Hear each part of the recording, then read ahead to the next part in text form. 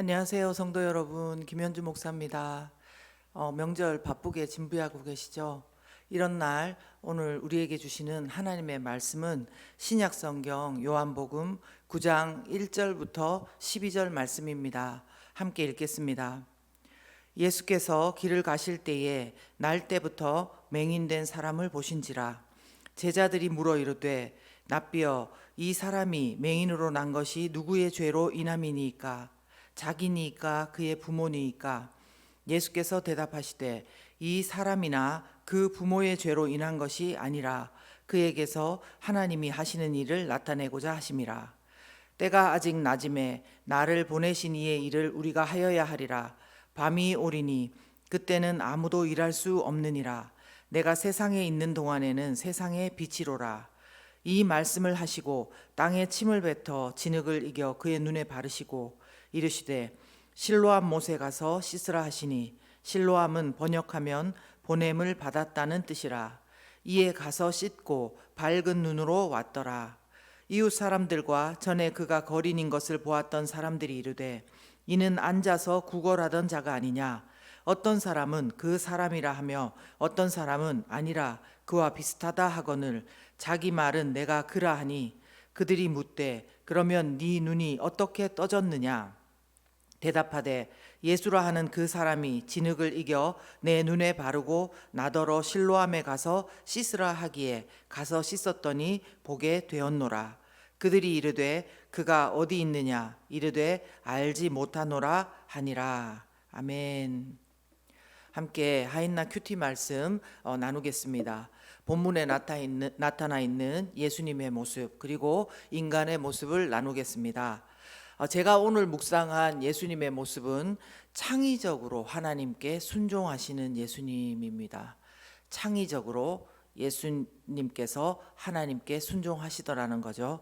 그리고 이에 따라서 인간에 대한 모습은요, 이런 예수님을 닮고 싶은 우리의 모습입니다. 이런 예수님을 닮고 싶은 우리. 예수님을 창의적이다 이런 말로 표현해도 될지 모르겠습니다. 그런데 말씀을 읽으면 읽을수록 예수님은 정말로 참 놀랍다는 생각이 듭니다. 여러분, 창의적이라는 단어와 순종이라는 단어가 여러분 어울리는 것 같습니까? 저는 얼핏 생각할 때 우리가 순종을 이야기하면은 왠지 좀 딱딱한 것 같고 왠지 비장한 것 같고 하기 싫은데도 그래도 해야 되는 것 같고 이런 느낌이 좀 나지 않습니까? 근데 예수님은 순종을 하시면서도 마지못해서가 아니라, 틀에 박힌 모습이 아니라 전혀 생각할 수 없는 방법으로 그렇게 하나님의 일을 창의적으로 하시더라는 거죠. 우리도 이렇게 하나님 일하면서 예수님처럼 이렇게 할 수 있다면 얼마나 좋을까요? 그런데요, 예수님의 이런 창의적이면서도 하나님께 잘 순종하는 그 마음 안에요, 결론부터 말씀드리면 어떻게 그렇게 하실 수 있냐면요, 무엇보다 하나님을 사랑하는 마음이 있고 또 사람들을 사랑하는 마음이 있기 때문에 이렇게 할 수 있다는 것입니다. 예수님께서 그렇다면 어떤 사랑을 가지고 어떤 방법으로 하나님께 순종하셨나요? 물으실 수 있겠는데요, 한번 살펴봅시다. 예수님은 공생의 기간 동안에 많은 사람들에게 가르치시고 또 복음을 전하시고 고치시고 치유하시고 귀신을 쫓아냈습니다. 그런데 그 장면들을 보면요, 똑같은 것도 있지만 근데 똑같은 게 아니라 사실 왜 그렇게까지 하실까 하는 의문이 남는 그런 장면들이 많습니다. 그만큼 다양한 방법과 시간과 장소 그리고 화법으로 말씀하셨다는 것을 알 수가 있어요. 예수님은 말씀 하나만 하시더라도요, 구약 성경을 잘 알아들을 수 있는 사람들에게는 구약 성경을 인용하셨어요. 그런데 구약 성경에 대해서 잘 알지 못하고 그것들을 인용해도 잘 알지 못하는 사람들한테는요, 그 당시의 생활 방식이나 또 교육 수준 그리고 여러 가지 그 모든 관습들이나 이런 것들을 이야기를 하면서 주변에 있는 걸 가지고 예수님께서는 비유로 가르치시고 복음을 전하셨던 것입니다. 하나님을 사랑할 뿐만 아니라 우리를 사랑하셔서 예수님이 이런 방법들을 사용하셨다는 거예요. 또 뿐만 아니라요, 요한복음에 나오는 기적들의 이야기만 봐도 또 그렇습니다. 가까운 예로 우리 6장에 얼마 전에 큐티 묵상했을 때 예수님은 당신을 나는 생명의 떡이다 이렇게 표현하셨습니다. 근데 이 말씀을 그냥 생뚱맞게 말씀하신 게 아니라요. 아시죠? 그 바로 앞에 어떤 기적이 있었는지요? 오병이어 떡 5개와 물고기 2마리를 가지고 2만 명이 넘는 사람들을 먹이신 사건이 있었어요. 그 이후에 말씀해 주신 것입니다. 그러면서 이들이 떡하면 생각나는 광야에서 만나를 먹었던 그 이야기를 하시면서 너네 조상들은 그 하늘에서 내려온 만나를 먹었어도 죽었지만 나는 하늘에서 내려온 떡으로서 너희에게 영원한 생명을 주는 생명의 떡이다 이렇게 말씀하신 것입니다. 이 예수님의 기적도 그리고 가르침도 다 우리에 맞게 말씀하시고 그 말씀을 그렇게 전달하셨다는 것입니다. 사랑 때문인 것입니다. 그리고 지난번 7장 53절부터 8장 20절에 큐티 말씀이 있었죠. 그때는 또 방법이 아니라 장소와 시간을 달리해서 예수님께서 말씀하셨어요. 예수님은 8장에서 나는 세상의 빛이고 생명의 빛이다 이 말씀을 하셨습니다. 근데 8장 20절에 보면요, 하필이면 예수님께서 이 말씀을 가르치시던 장소를 굳이 언급하고 있어요. 성전에서 헌금함 앞에서 그렇게 하셨다는 거예요. 이때가 초막절이었는데요. 이 의미가 뭐냐면요, 유대인들은 초막절이면은 성전에 여인의 뜰이라는 곳이 있습니다. 사람들이 많이 지나다니는 곳, 그곳에 헌금함들이 있는데 그 헌금함 주위에다가 금촛대 4개를 밝혀놨대요. 그러면서 예루살렘이 앞으로 이렇게 빛날 것이다, 하나님의 보호 가운데 빛날 것이다, 이런 거를 상징하는 그런 전통이 있었대요. 근데 그 자리에서 예수님께서 나는 세상의 빛이다, 생명의 빛이다 이런 말씀을 하니까 사람들이 알아들을 수밖에 없는 거죠. 물론 나는 빛이 필요하지 않아요 이런 사람들에게는 그 빛과 그 설명이 별로 와닿지 않았는지 모르지만, 알아들을 만한 사람은, 진짜 귀 있는 사람은, 하나님의 말씀을 들어야 되는 사람, 들을 만한 사람은 들을 수 있도록 그렇게 하나님께서 우리 예수님께서 그렇게 하셨다는 것입니다. 여러분, 오늘 본문에는 또 어떻습니까? 예수님은 길에서 지나가다가 맹인을 보셨습니다. 근데 제자들은 이 맹인이 누구 죄 때문에 이렇게 되었냐 이런 것에 관심이 있었어요. 사람들은 보통 이런 거에 관심이 있을 때가 많죠. 그런데 예수님은 그것이 중요한 게 아니라 날 때부터 맹인된 사람에게 관심이 있으셨어요. 근데 그 사람의 눈을 뜨게 해주셨잖아요. 근데 여러 가지 눈을 뜨게 하는 방법이 있으실 텐데 예수님은 오늘도 특별한 방법을 또 사용하시는 겁니다. 여러분 6절 7절 한번 보실까요?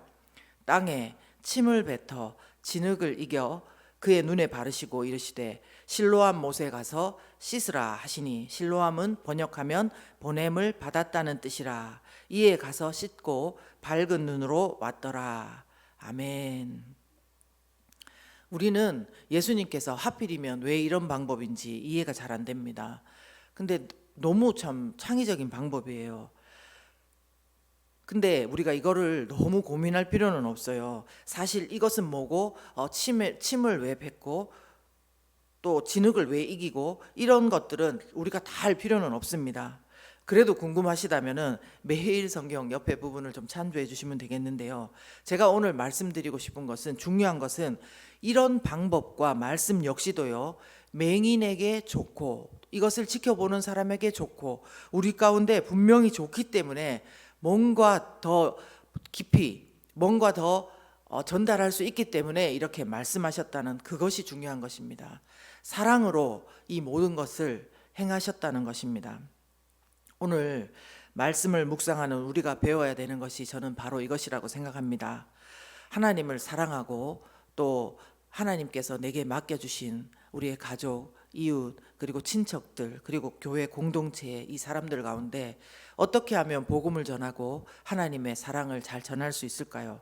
그것은 창의적으로 내가 해야 되겠다 그렇게 마음 먹어서 되는 것이 아니라요, 우리의 상대방이 어떤 상황 가운데 있는지, 어떤 지금 성격인지, 지금 어떤 배경 가운데 있는지를 곰곰이 생각하고 그들을 위해서 기도하다 보면은 어쩌면 우리도 예수님께서 하시는 그만큼 창의적인 방법으로 우리의 수준이 물론 있겠지만 그래도 좀 더 다른 방법으로 그들에게 사랑을 전할 수 있고 복음을 전할 수 있다고 저는 믿습니다.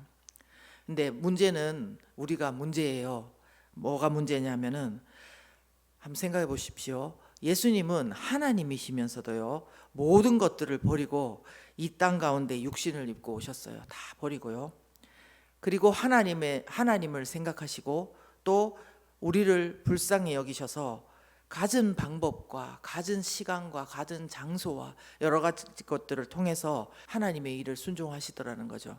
그런데 그분이 바로 우리의 구세주와 주님이라고 하면서 이런 점에서 우리를 한번 돌아보면요, 아직도 우리의 앉은 자리가 저는 너무 높다고 생각합니다. 너무 쉽게 별 고민 없이 우리는 아직도 내가 할 수 있는 만큼 내가 이거를 주겠다는데 약간 이럴 때도 있고요. 내 위주로 생각하고 할 때가 너무나 많은 것 같아요.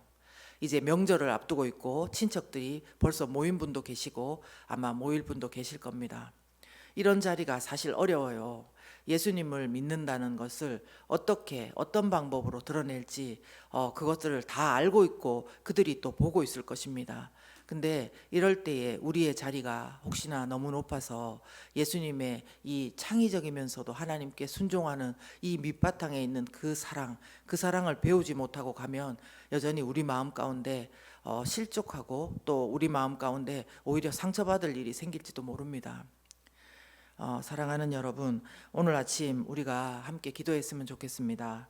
하나님께서 이 땅에서 우리에게 맡겨주신 가족들, 친척들, 기도하라고 사랑하라고 붙여주신 영혼들, 그 영혼들을 어떻게 사랑하면 좋을까요? 분명히 우리는 예수님의 이런 본을, 귀한 본을 보고 듣는데 우리가 예수님처럼 다 할 수 없다 하더라도 그들을 어떻게 하면은 더 도울 수 있을지 그들의 눈높이에 맞춰서 우리가 사랑을 전달하고 복음을 전달할 수 있도록 도와주십시오. 아직까지 우리 마음 가운데 너무 높아져 있는 부분이 있다면 하나님 용서해 주시고 불쌍히 여기시고 또 우리를 정말 하나님의 쓰시기에 합당하게 그렇게 빚어 주십시오. 이렇게 기도하는 이런 아침이 되었으면 좋겠습니다. 여러분 함께 기도하겠습니다.